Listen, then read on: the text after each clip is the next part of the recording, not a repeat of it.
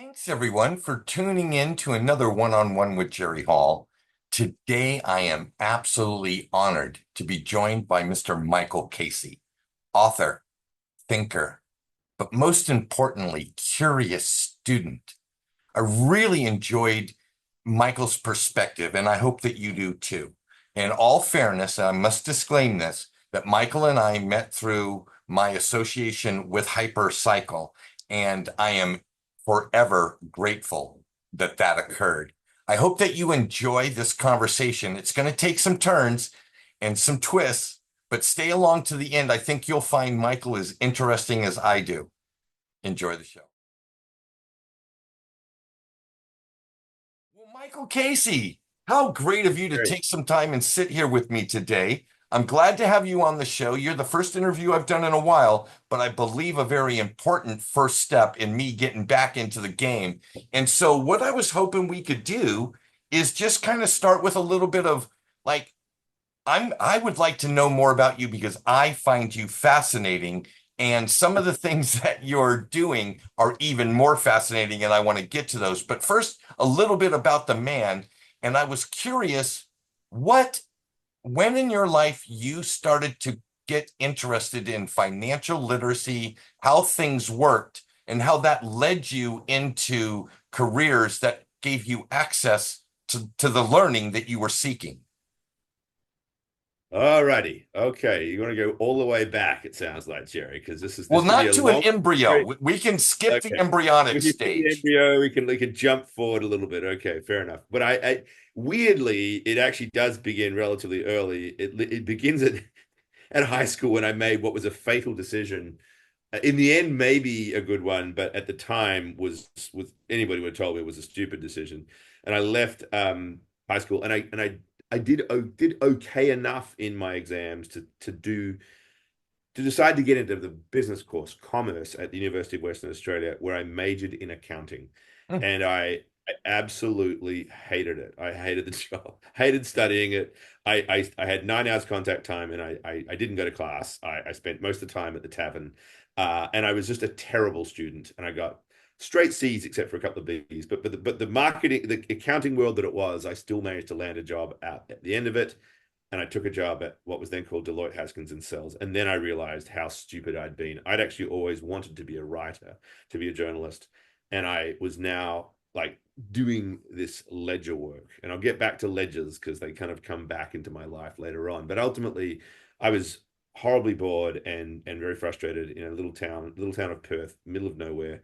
So I went did what lots of Aussies do, and I went backpacking, and I ended up by way of London into Bangkok, strangely, doing a backpacker trip, and decided to stick around, worked as an English teacher, quit everything that I was doing, and had an epiphany that I needed to really get into journalism. So at that stage, I thought the last thing I'd ever want to do was financial journalism. I figured I'm going to be, this sort of Southeast Asia correspondent. I'll be like, all the legends of the Vietnam War and all that sort of stuff. And I went back to Perth, got a degree, and then landed a job at the local newspaper. And I did, in fact.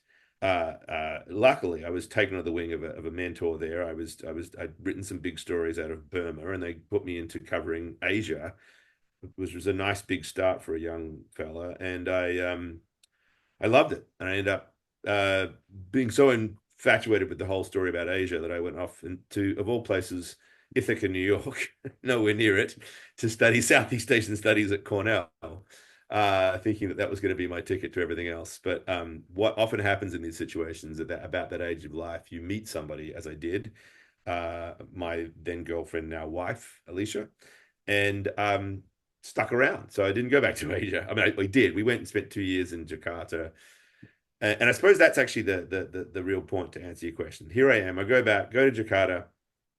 I was there as a correspondent. She was teaching English there, and I wanted to hang with her.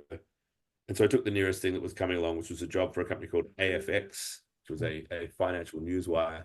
And I felt reluctant to do it, but it was all for the sake of having the great opportunity to be a foreign correspondent in Jakarta.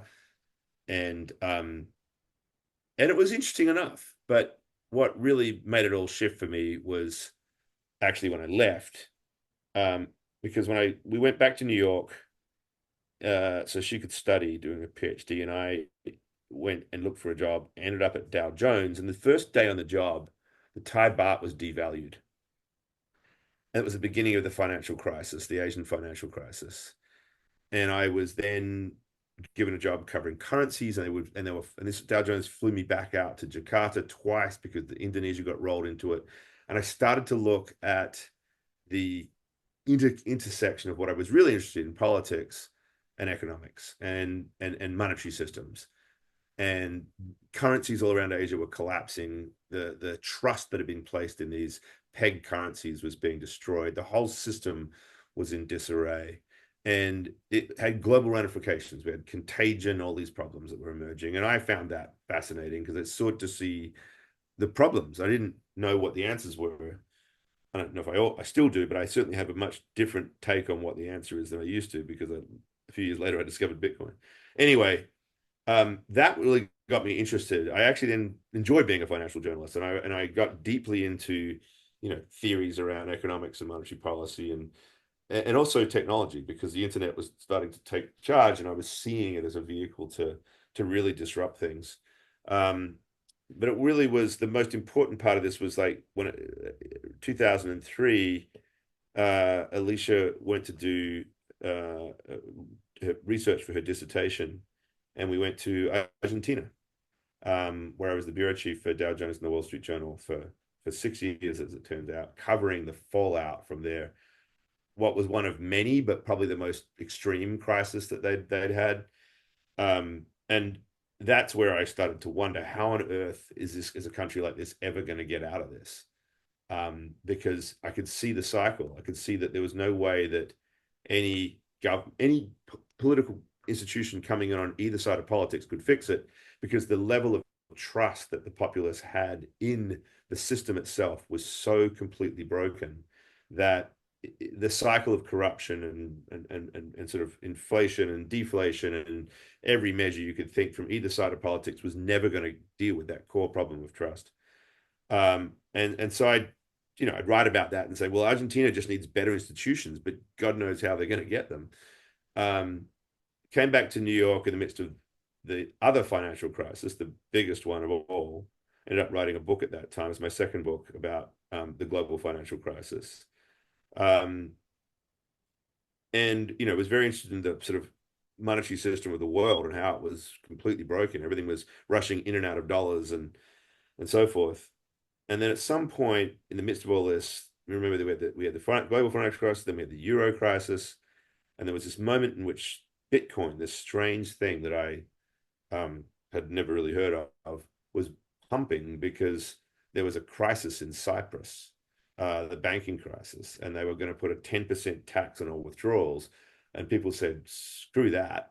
I need something that the banks and the government can't touch. And Bitcoin started to rally in price. So I wrote about it, not a particularly well-informed article, but it was like, this is interesting, weird, but interesting. And then was taken out for dinner by Jeremy Lear, Barry Silbert, a few other sort of now quite prominent figures in the space, who at that stage in 2013 were in the early days of like discovering what this was all about and launching companies around it. And I think it was Barry who said, all of those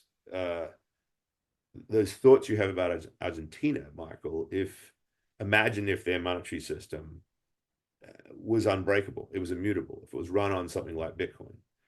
And that just suddenly, as we say in Australia, the penny dropped, or in Britain as well, but the light bulb went off.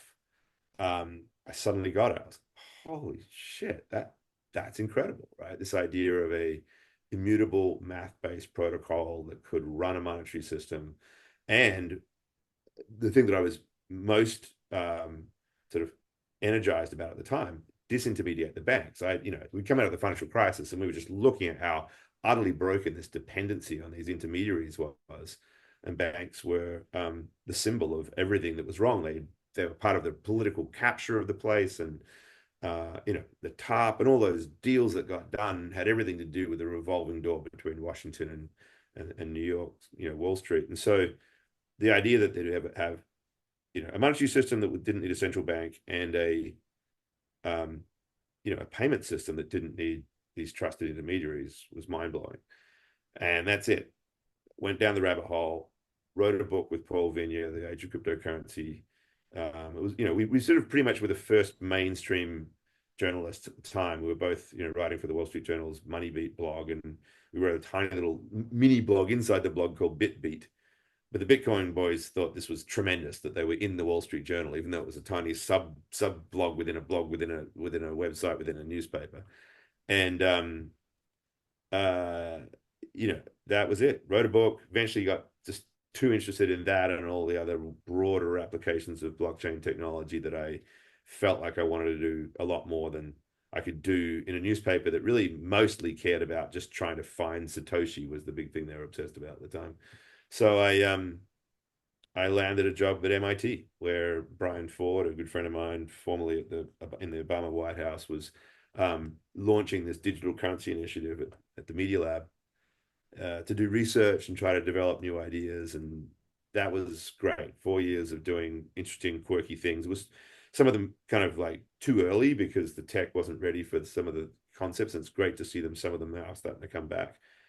But eventually got pulled back into journalism because that's still what I did. I was always a storyteller and somebody that was writing, you wrote a second book, Paul and I, called The Truth Machine. And wrote a book about social media, and I was very much into the sort of storytelling component of it. So eventually, I got conned into coming back, and so CoinDesk at that stage hired me.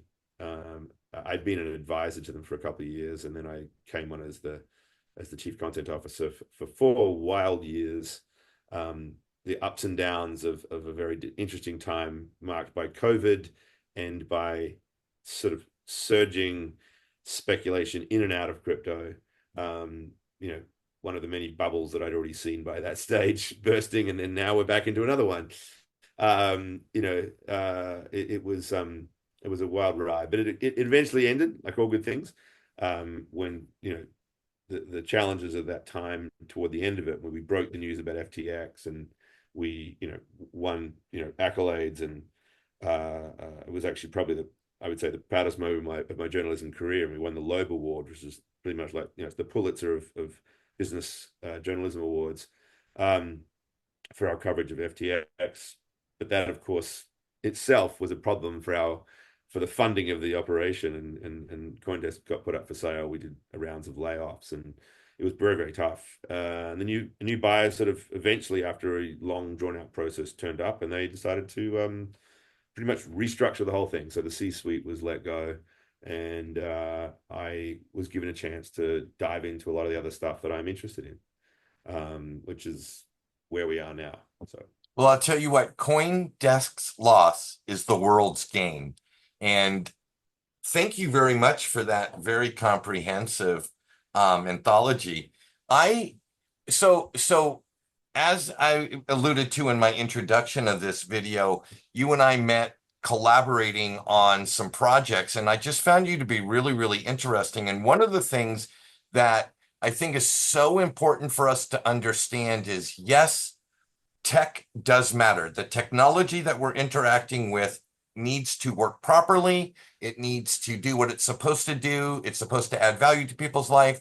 But here's the thing, there is another important element in the spoke of that wheel, and that is the heralds, the people who share the message, who share and talk about and disseminate to the masses that the tech even exists, right? And so there is so much more to this than price go up. I am very happy to be sitting today and looking at the market as it stands today and be able to say, in my opinion, we're seeing one of the expansionary periods of our industry based on the value of the industry, not the fact that there is so much loose liquidity out in the world seeking some next speculative endeavor. And I really believe we've made that transition. I'd like to pose that question to you, having your perspective around finance and the things that you've been involved in for the last 10, 12 years. Do you see the same thing, or what's your take on what is at the core of this expansionary period that we've seen kick off the last, let's say, 6, 7 months? Yeah, all right. I mean, It clearly is, in some respects, just a reaction, right? The pendulum swing from where we were, and where we were was not only in the depths of a bear market, one that was marked by classic contagion, right? Remember that once one major player went under, then that would drag another major player under, right? We had the Celsius and Anchorage and Genesis even at DCG, right? These companies all got caught up in the maelstrom of that contagion problem. And that's a classic flushing out of everything bear market. It was, of course, most importantly, marked also by a particularly draconian stance on the political side of things from the regulators with Gary Gensler at the SEC, right? Those were the markings, I think, of what that period were. And well before a certain president-elect came along and announced that he was all about Bitcoin, um, there was in the beginnings of last year a shifting of the winds, right? Gensler started losing some lawsuits, and eventually they came around to approving an ETF on Bitcoin. So that was it, right? Institutions were coming back, TradFi was in, the story had shifted, but I think it's been always this overhang that you had this continued in, you know regulation by enforcement stance that the SEC was taking. So to move that overhang out the way as we did by first the indications that you had certainly what was then thought of as a strong contender for president, um, you know, going all in, and now having won, I think it's clear that that's going to go away, right? So I'm hearing of major players that had like basically taken their operations offshore to protect themselves, re-domiciling back in the United States, because if you combine a friendly jurisdiction with the size and power of the U.S. capital markets, that's a pretty hard combination to beat. So, like in a flash, the world has changed in that regard. But I do think, to get back to one of your points here, that we really, really run the risk of not achieving what we need to achieve if we think that the only thing that matters is the reconstruction of a favorable marketplace, right? And it's not that we shouldn't see prices go up. That is, and not only is it obviously valuable to people, but it's a huge driver of an enabler of development, right? It means that projects can get funded. It means that there's VC money coming in. There's all those things. But I have a bit of a problem with the whole number go up to the moon mindset that drives a lot of the protocol strategy. I think that each token is captured by its own tribe of degens, and that there's a certain amount of like dependency on them that the managers of the treasuries of these protocols have, whether they like it or not. They really want to build cool stuff, but they'll have to calibrate whether or not they want to invest in a certain project as to whether or not it will immediately support the token. And I think, like everything, which is this, by the way, that's exactly the same problem that exists in the Web2 TradFi sort of centralized world, is that short-term quarterly profit demands mean that everything is taken away from long-term development and focused more on the short term. And I think it's toxic and harmful.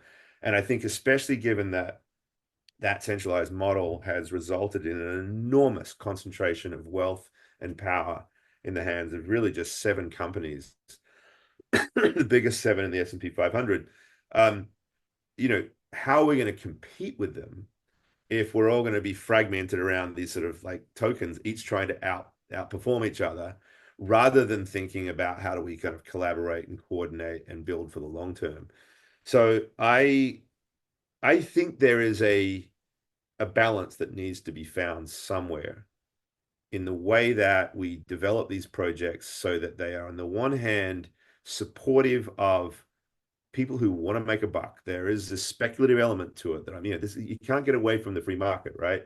But there's also got to be, and this is where the beauty of our very innovative maths driven, sectors all about, interesting ways in which we could create a more sustainable environment so we don't get the pump and dumps. We don't get these high rise, these big flies to the top and then default, because we're just not going to build widespread adoption if if everything is designed toward rewarding the VCs, the KOLs, whoever come in first and get that big lockup in the token, right? It's not a way to distribute this. And if we're going to move to a world of AI, which is where we're going to go, I'm sure, with this conversation, where all of us need to be participating in some way in that system, literally as owners, and tokenizing is the way to do that, then we're going to have to make a model in which the little guy who's coming, however many years after the whales that come in first can legitimately participate. And a pump and dump kind of something that leads towards that and leads away from interoperability, creates tribalism, all of that stuff is not going to enable that. And we're never going to be able to compete with the $17 trillion war chest that the big seven have to be able to Sure. take over all the innovation. So I'm really quite passionate about this. I don't know what the answer is. I'll say that because, as I said, I don't think this is the answer is not socialism by any stretch, right? It's going to have to be that it's a free market. But how do we incentivize long-term thinking, long-term development, and mass adoption as the driver? Well, I'll tell you. So and again, one of the projects that Michael and I collaborate on is a project called Hypercycle. I'm a proud core team member. Michael was an advisor of that project, and I'll tell you what. I don't know if Michael in 20 years we will be vindicated as the winner of this, but I can tell you by design it meets exactly what you just talked about, right? They have a Yeah. token that's in the marketplace. That token has a value, but the truth of the matter is the price that the free market has put on the actual token does not reflect the value of the token's purpose. The token's purpose is to be a container on the native network married with a license, creating a node. And that no, so it's like this. It's like the token has a price not unlike the rubber that makes the tire on your car have a price. But is the car's value based on the rubber it cost to build the tire? No, Mhm. not in any way, shape, or form. And I think that's what we need to get back to in this incredible world where these incredible technologies are coming to place. Let's find what the real value of the project is and move away from its token being the representation of it. Because in 9 out of 10 cases, the token serves a purpose, but it is not the thing. Just like, you know what I mean? And Yeah. so hypercycles Yeah. Okay. value. Yeah. Lots of thoughts about that. I mean, the thing is, like, at the end of the day, you're talking about utility, right? And now, look, let's be fair. Every blockchain claims that that's what it's for, and to varying degrees, they are, right? So ETH does function as the gas, the fuel, right, of the smart contracts that run the virtual machine that is Ethereum, and that's a reality, right? You wouldn't have this massive ecosystem unless you had it there as the kind of utility function in that.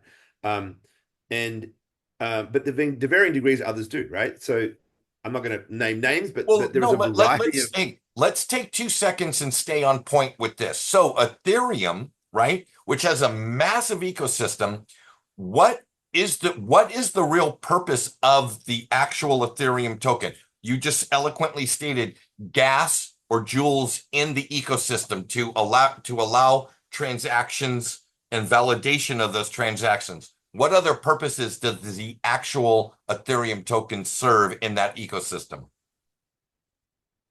Well, I mean, it is a payments vehicle, and some would hold it as a store of value and the like, right? It's an incentive. It incentivizes consensus development it incentivizes validation, right? So there's a variety of functions that this ecosystem need to perform. There's Mhm. validation that run the smart contracts. You have to have a vehicle to pay people. And in some respects, Bitcoin similarly, there's a validation consensus component and there's a payment component to it.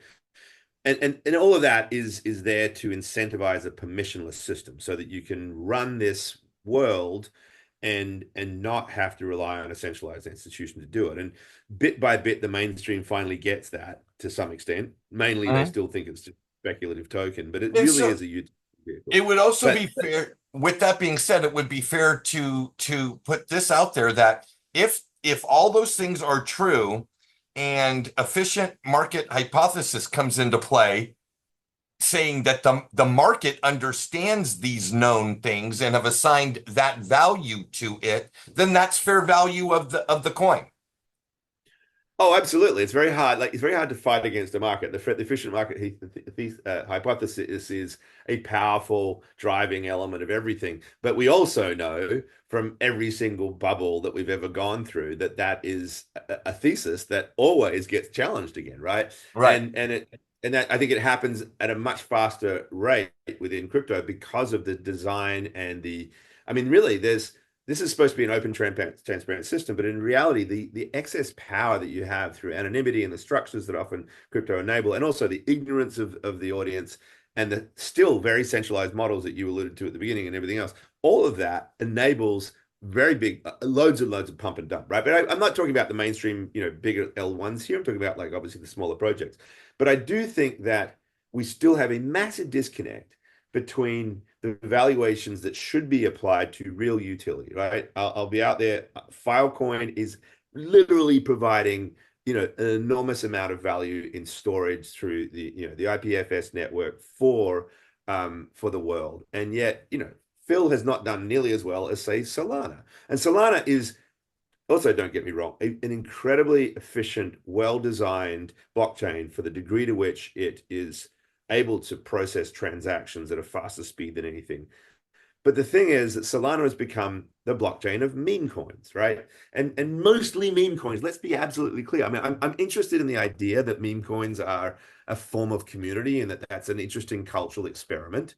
But look, they are all speculative pump and they all have the same phenomenon. Like you can't rationally look at the meme coin market and just say that that's a nice, sustainable, utility driven market. Right. It's not, right? And Solana is doing very, very well because that is, one of the favored platforms for meme coins. So you can look at the performance of the L1 tokens and see where the distortions in the market are. But I do think that in the long run, inevitably, like it's going to prove itself out that the survivors are the ones that are providing utility. And I think you're absolutely right. The market is not valuing Hypercycle where it should be. I'm not wanting to, I am an advisor, I'll put it out there, as you said. But I was drawn to Hypercycle precisely because of that it is it is providing, it's got literally, these boxes, these physical things that are part of it. It enables compute, which is a real utility, a very core resource within this hugely important AI world. And so the fact that that's not being looked at, and instead it's like, which token is going to rise most because it's more closely connected to either Donald Trump or Elon Musk right now, right? Is not really very fair. But at the same time, it is the way the world is. And I do think that we'll get through it because eventually, things that are not built on real lasting utility or value will have their day. They'll eventually they'll eventually see corrections. And so um I think the way to look at this, if you really want to build something valuable for the long term, is to look at which projects truly have this core underlying utility. And Hypercycle is the one of, if not the best example I can think of. Yeah, I saw the same thing. My buddy Nick Black got me involved, and I quickly, through some reading and through watching some interviews, getting some content under my belt, quickly saw it. Like I placed myself being back at the early, the early 1900s, late 1800s, where the gas combustion engine was coming on, and I could clearly see that it would replace ox in the Mm. form of making tractors. I could clearly see it would move people around with ease. And although hypercycle is not the car or the tractor, hypercycle is the roadway and Mm, hyper appliances like what's behind me are the mm, gas stations that are needed to mm. provide the commodity that runs the whole darn thing. And it's that beautiful recipe of electricity running through hardware powering software, which we all call Mm. compute. It's clear as Yeah, day to me that that is the driving commodity that's going to have the greatest returns for the next industrial revolution, which will be 98% or maybe 90% digital, yeah, right? yeah, absolutely. That, I mean, yeah, I think that it's also the the clearest intersection of real world use cases that I've seen for crypto at any stage, right? Because you can see this convergence of a very a very fundamental growth story that just, has its physics and its math pointing in that direction, and an absolute need to get what, Tupi Saliba, one of the co-founders of Hypercycle, talks about as the Internet of AI. Right? We're going to have to move to this um, decentralized system. It's the same story of what happened from intranets to internet, yeah. where you just can't win. And the way I like to describe it is that as much as the centralized models right now, these sort of silos that Hypercycle in some respects is building bridges between to break down that siloing, those siloed models are more efficient than writ large the decentralized compute market, just because the way, I don't know, the NVIDIA H100 GPU clusters are built and everything else. If you think outside the box, you can do that more efficiently. But the bigger point is that ultimately knowledge is much more expensive in a closed environment than an open one. That the internet, and that's what AI is, right? It's knowledge, it's intelligence. And you know, the wisdom of the crowd wins. I mean, we were not going to have AOL and Prodigy and Minitel in any hope of winning up against, SMTP, HTTP, right? Open systems where the whole world was connected, because that connectivity meant that there was knowledge everywhere. So there's a certain, like, if you just step back, which is where I like to always be. I'm not really good in the weeds. I'm not very technical, but I like to see big pictures. And having sat on my perch for the last however many ridiculously long years I've been as a journalist, I tend to look at the world in big picture stuff. That's what I see. I see inevitability to a decentralized approach to AI, no matter what. I don't know what the solutions are going to be to make sure that that efficiency and that latency problem that we have to deal with and everything else is resolved, but we'll get there. And Hypercycle is uniquely placed to sort of be one of the core pieces of infrastructure that get there. Yeah, I agree. I agree. And that's why I have given my heart and soul to that project. I am not just an employee. I am an avid supporter and evangelist. That I you are, Jerry. You are truly avidly supporting, and thank you for your service in doing so. yeah, well, right on. You know, one of the things, Michael, that also that I absolutely adore about you, and this is just the truth, that you've spent a lot of your life taking in things and formatting them and putting them out there. And I don't hear you talk about yourself in this term, but it's clear as day to me, you have become a teacher.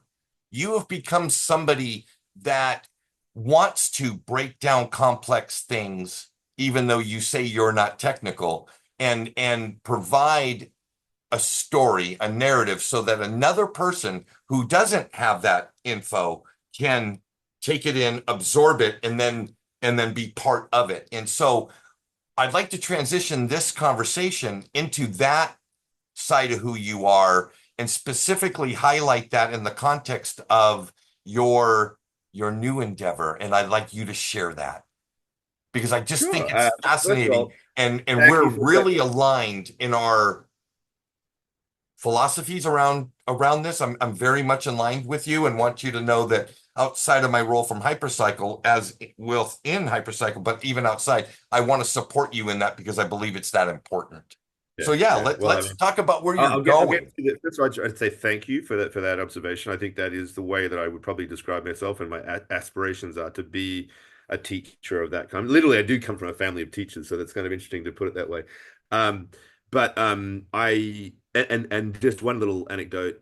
The I wrote a book, my sixth book this past year, and books are a form of teaching, I suppose, um, with Frank McCourt, the businessman who is all behind a thing called Project Liberty, pushing for something I have long been advocating for. I'm a strong believer in that is the decentralizing of the internet writ large to get out of the problem that the Web 2 social media environment, the harm that has done to society, and particularly to kids. So we described the world that was created by the same companies, right, the way, the same big seven companies, um, as a form of digital feudalism. And as our inspiration, we took a work that was only 47 pages long, that was published in a very auspicious year, 1776, Thomas Paine's Common Sense. And there's something about common sense that is absolutely brilliant because it's not like one of these highly intense philosophical, it's not Immanuel Kant diving deeply into sort of really complex philosophical ponderings and so forth. It is literally him just saying, this is bullshit.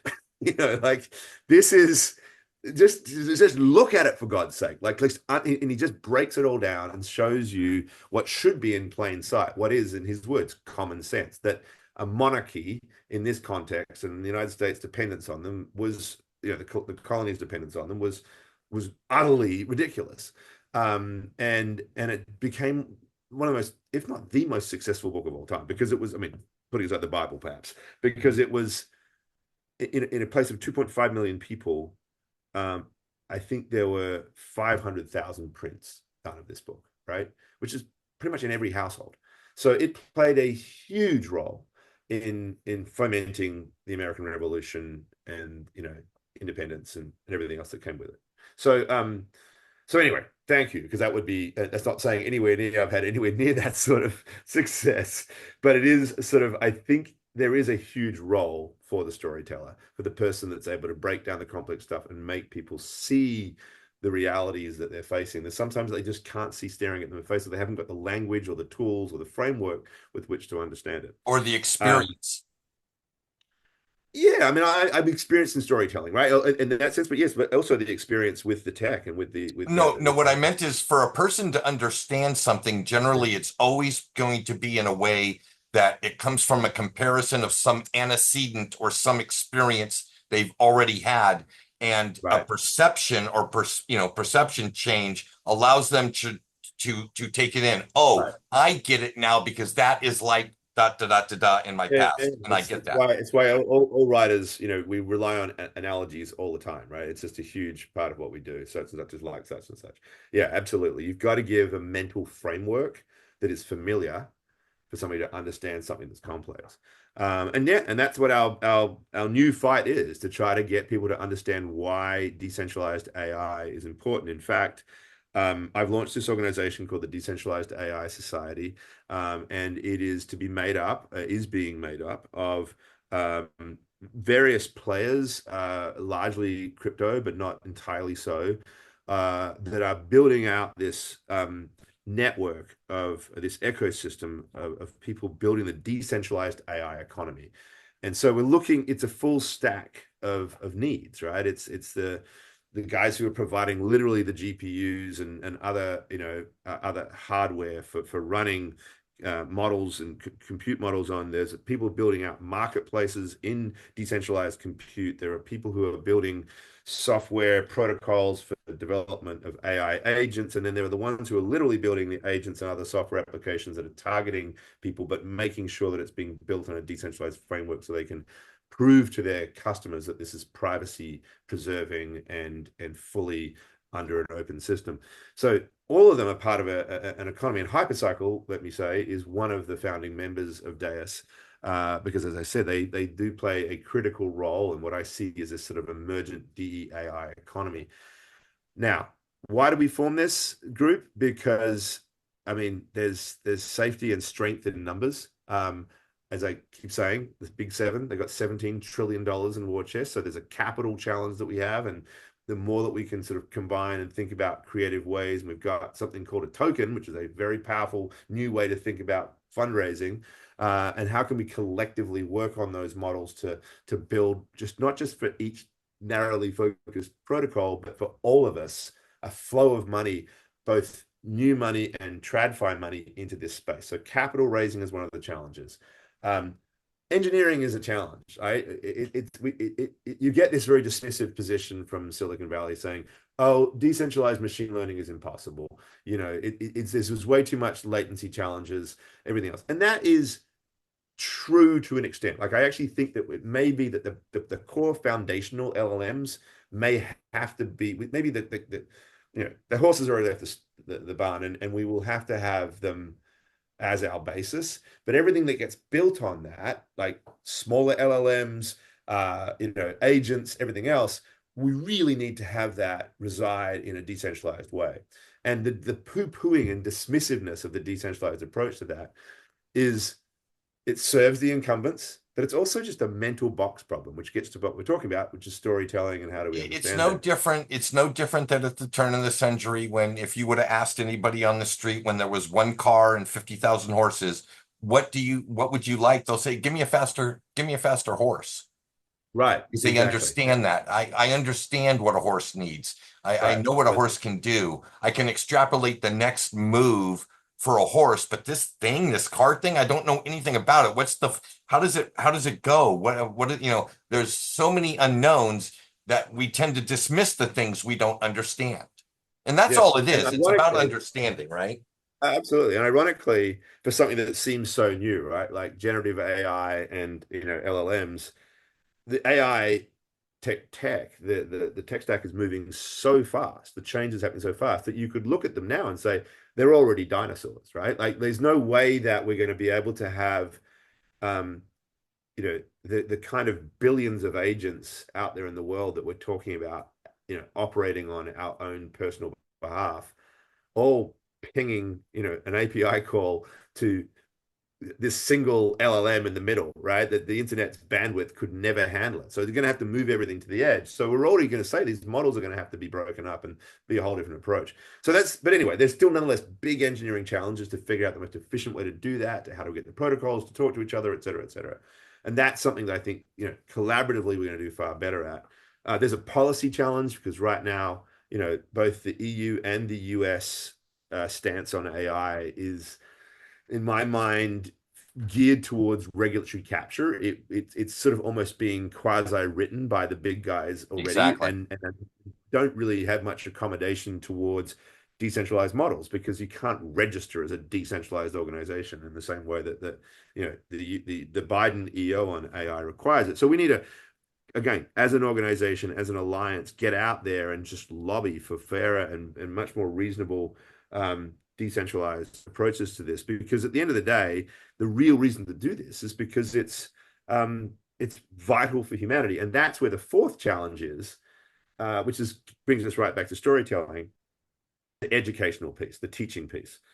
Because I think when you say to people, oh, look, this LLM is hallucinating. And oh, look, we've heard these horrible stories about these AI companions that are now, there was that one poor kid that suicided because the companion had told him that he should join the agent together in the future in this new world. And so encouraged the kid to commit suicide. It's like, just a horrible thought, right? So when we put those stories in front of people, they say regulate them, right?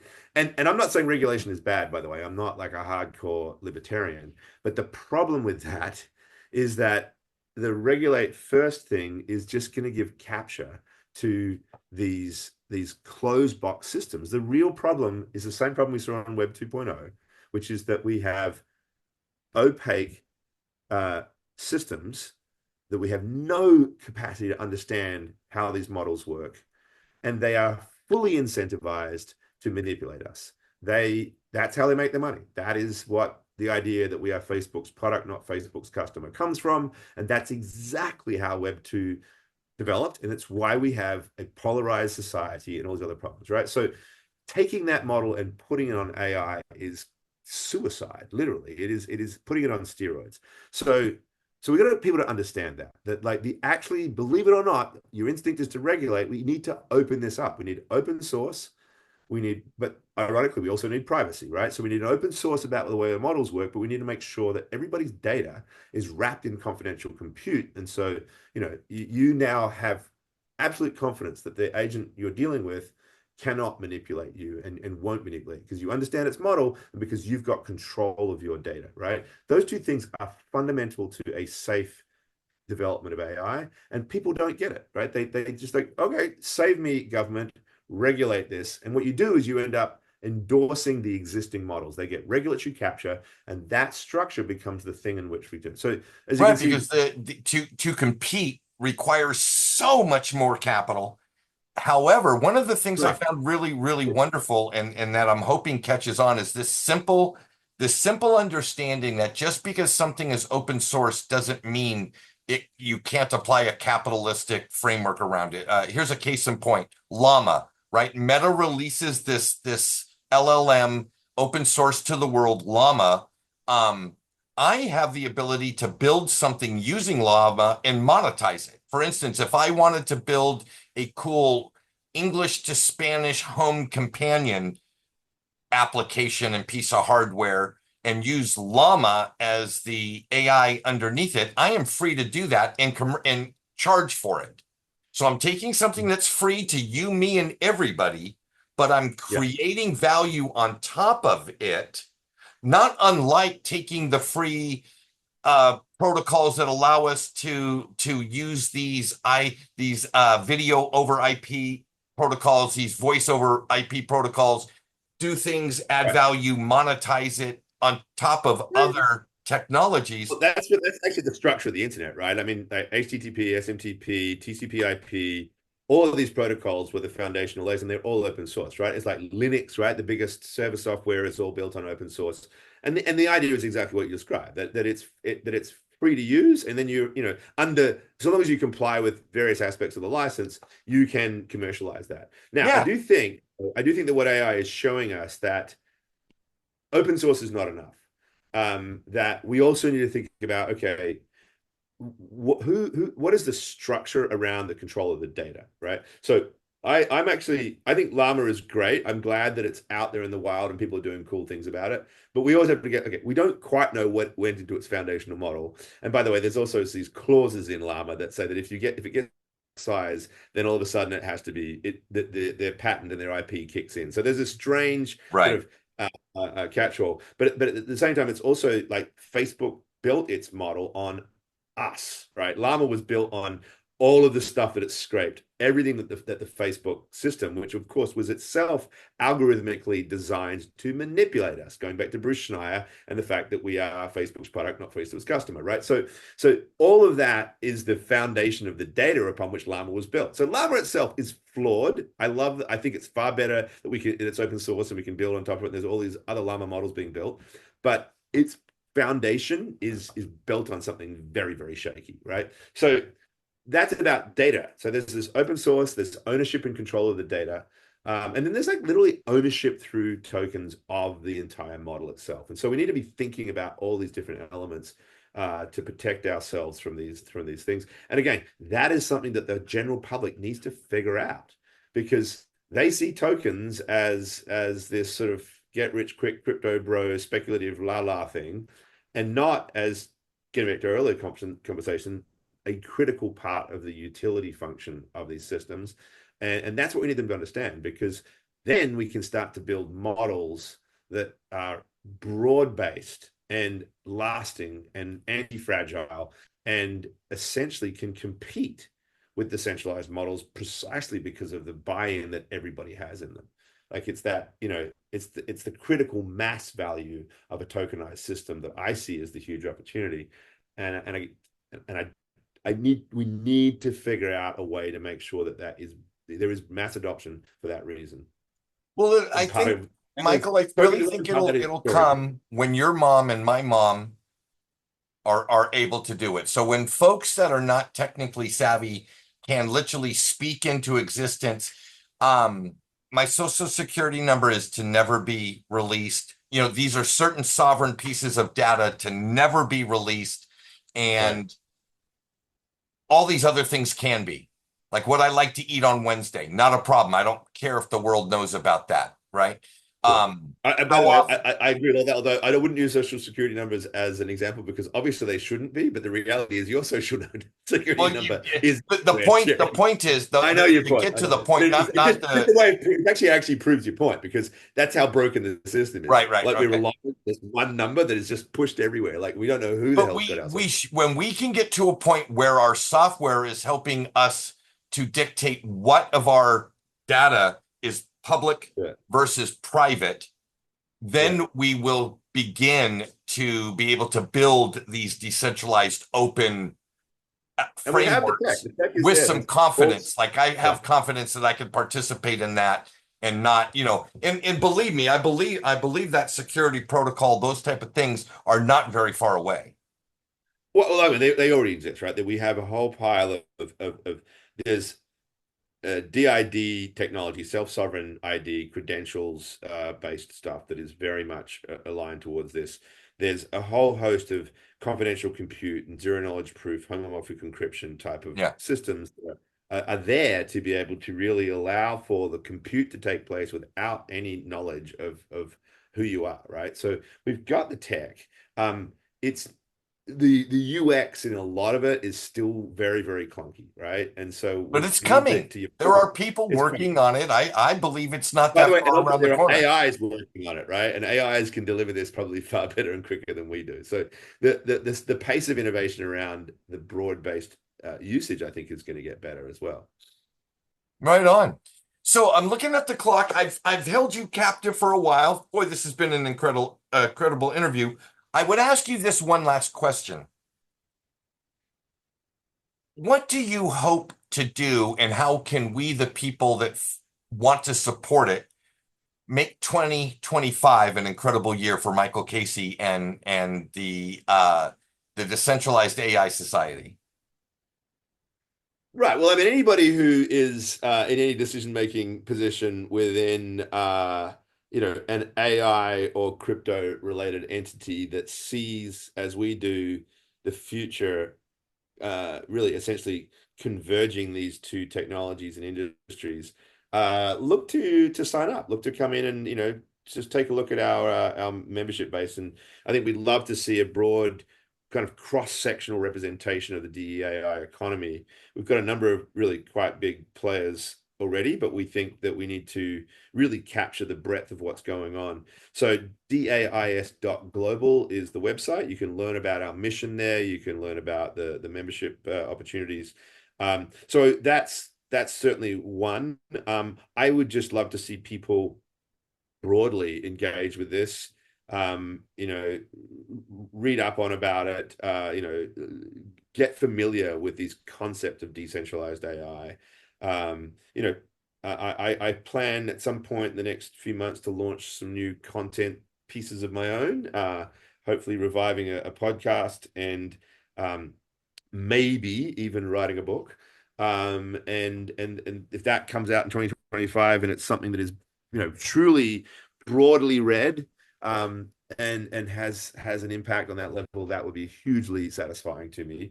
I think that's probably you know the main thing I would want to do is to have broad-based understanding of what we were just talking about. So That is a great goal. So, folks, so that you'll know, down in the description of this video, you'll be able to find links to Michael's socials and, of course, the direct link to the website. Michael, on behalf of me and all the people that have really enjoyed this interview, thank you so very much for taking the time to sit with us today from Costa Rica, Pura Vida, and a shout out from where you're sitting today. oh, for Where are me, you? oh, sorry, for me, oh, sorry, Pelham, New York. Here you go. There you go. So from All New right. York Sorry City about the and delay. Costa Rica, we want to wish you an incredible day, afternoon, evening, morning, what have you. And until next time, everybody, pura vida.